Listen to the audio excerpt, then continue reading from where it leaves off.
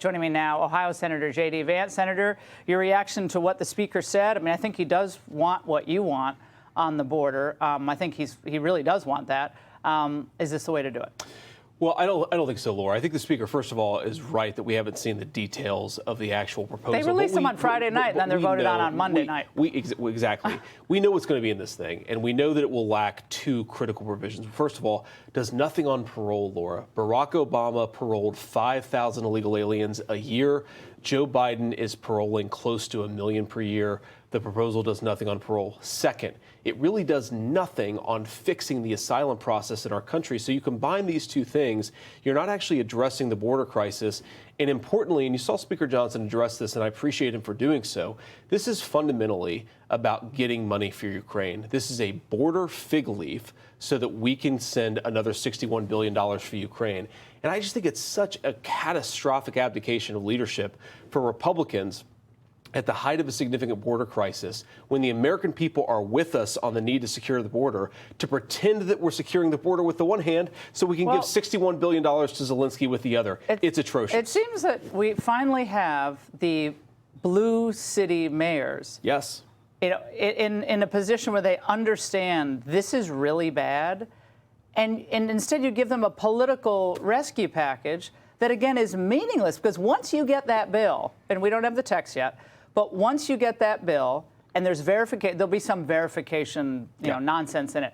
Who's gonna make them do the enforcement? Who? Well, it's effectively impossible. And here's the real tell that this is not fundamentally going to secure the border is if you really wanted to, you know how I feel about Ukraine. I think we spent too much money over there already. But if you really wanted to use Ukraine as a hook, you could tell Joe Biden, we won't give you another dime until you get illegal border crossings to a very low number, below 1,000, below 500, whatever the number you pick is. The fact that that's not on the table tells you this is all that this is not about border security. It's about sending $61 billion to Ukraine. Now, this was the White House's priority before going into the meeting today, to your point.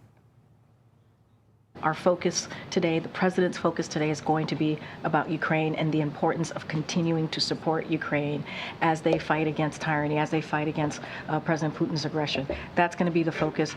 And I said, the president is, he brings people together, obviously is willing to listen to what folks have to say, but that is the purpose, is Ukraine. And those negotiations on the Hill, on the Senate side, is going to continue. Do you actually think that there's, quote, negotiations?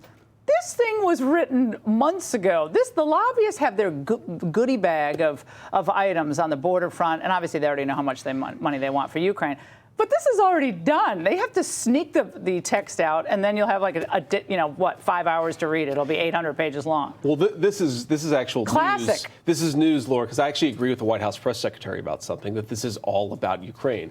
And you're exactly right about the timing here. What we've been told on the Senate side is that the details of this package will drop later this week. That could mean Friday night, and then we'd be expected to vote on it a few days later. Immigration law, Laura, you know this better than I do, is so complicated. One provision over here affects another provision over here. The idea you can do a real border security package and actually review it and amend it is insane. You're negotiating with people who do not believe a border is a moral thing to have. That's exactly right. It's immoral to have a border. And the failure to recognize that and actually use our leverage, I think, is a huge mistake here, Laura. Now, Senator, always great to see you, and we're really happy the Speaker came in. Hey, Sean Hannity here. Hey, click here to subscribe to Fox News YouTube page and catch our hottest interviews and most compelling analysis. You will not get it anywhere else.